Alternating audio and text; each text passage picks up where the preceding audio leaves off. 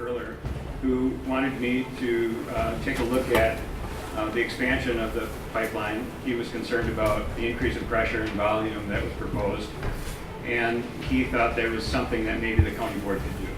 And I couldn't argue with that. He's right. The county board does have a role to play in something as big as this going through the county. What I did was I went to our corporation counsel.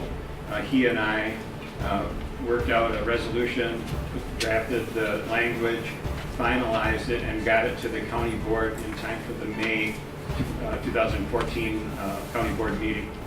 And at that meeting, it was on the agenda. I read the resolution. Steve Nass, the county supervisor, made a motion to suspend the rules and allow the resolution to be considered by the board without what is the normal process. And one of the board rules is that any ordinance or resolution needs to go through a committee before it's brought to the board. But we requested through this motion to have those rules suspended. That passed by a vote of 27-2, and there was one absent, and that vote will come up again. This is a 30-member board, so that's a pretty significant positive number. And we went on to, I had already read the resolution. I made a motion to have the resolution adopted. I got a second, and I made a couple of minor amendments to it at that time. And then we went into the discussion period. And the discussion period, there was, I guess you could call it a debate, but it was, friendly discussion among a bunch of 30 men and women who know each other and are interested in the issues in the county.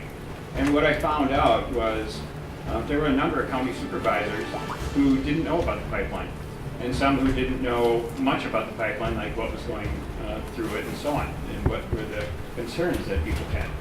So that was really kind of an eye-opener. It ended up, after the discussion, debate, it went to a vote, and we got a vote of 27 for, 2 against, and there was one supervisor absent.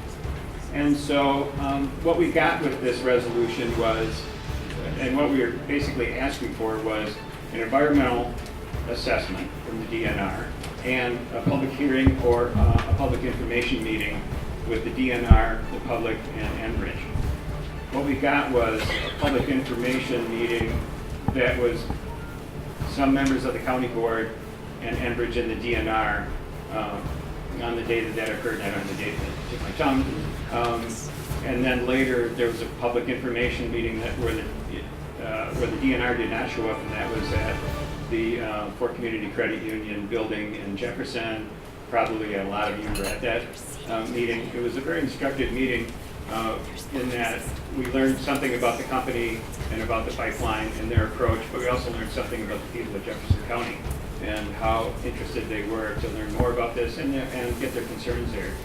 So that was the county's approach, and that more or less ended our reach that we had at the county board. My own personal experience extends back a little further. I'm a resident of the town of Kashkanan. Line 61 and the other lines that Enbridge has in their easement go through the town of Kashkanan, a couple miles from where I live. And in an earlier life, like not too long before my county board experience, I was a town board supervisor from 1997 to 2001. And because of that, I had some knowledge of the town and the issues of the town, what was going on. And one of the things that is, I think, important to think about regarding Line 61 and the oil, tar sands oil that's going through the township is a story about landfill expansion that was proposed for the town of Kashkanan for the landfill, Superior Meadows Valley landfill on Hoagie Road. And what the DNR and the Waste Facility Siting Board wanted from the landfill company was for them to demonstrate that if there was a leak in the landfill liner, that leak could be detected and they would know that there's a leak and then go about fixing it. And so the way they did that was they had a series of wells placed around the landfill, maybe 20 wells or so, and there was one in the landfill. And they would put dye down the landfill, just down the middle of the landfill, and then try to detect it. There were a number of times that they couldn't find it at all. It never showed up. And there's a lot of water, and this is a lot of the town of Koshkonong, maybe all of it, and a lot of Jefferson County has a bedrock called karst limestone bedrock. Karst is a type of bedrock that's fractured and porous, and with all our groundwater, there's a lot of groundwater moving rapidly through this type of bedrock. So it was of concern to the DNR that they couldn't find this fake leak from the landfill, and eventually the landfill wasn't expanded. It was discontinued, the effort was discontinued by the landfill company.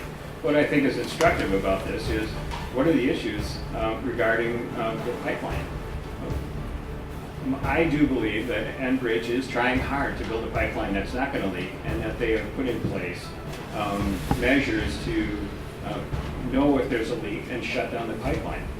But things fail, and the risk is great. And so if the oil does leak, you can imagine how much leakage you could get out of a small hole in a pipeline with 1,200 psi. You could lose a lot of material very quickly, and that's going to get right into our groundwater and travel quickly because it's going through this karst bedrock. And so that's a concern to local officials.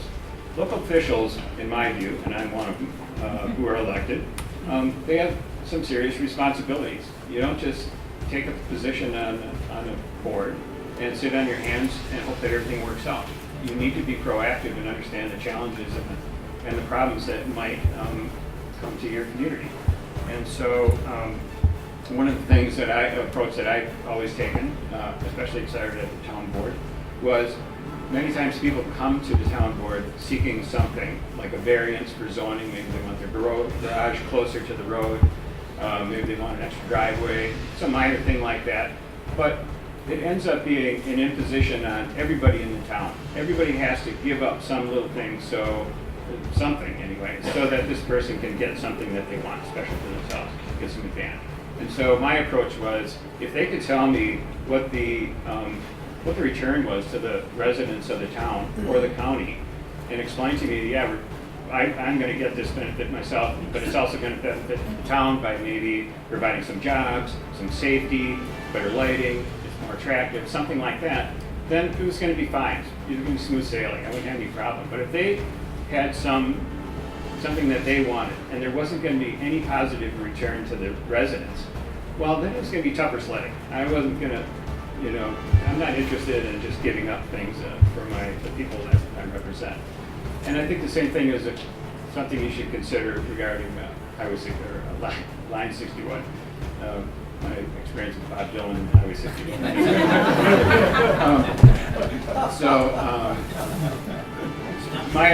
My understanding is, the pipeline's in there, and we're basically getting nothing out of it. There's a few jobs in the community, and they're probably pretty good jobs, but I don't know if that's enough to offset the risk that we're taking. So finally, I'll just wrap this up by saying there's not a lot that the county can do, which I referred to earlier. This is really a state and federal jurisdictional problem.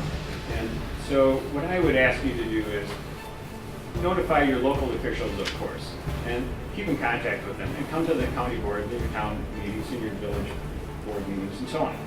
But also put the pressure on your state and federal elected officials, because that's where the rubber meets the road as far as the interstate pipeline goes. I'm going to be available for questions, but that's what I have for now, and I appreciate everybody coming out today. Thank you.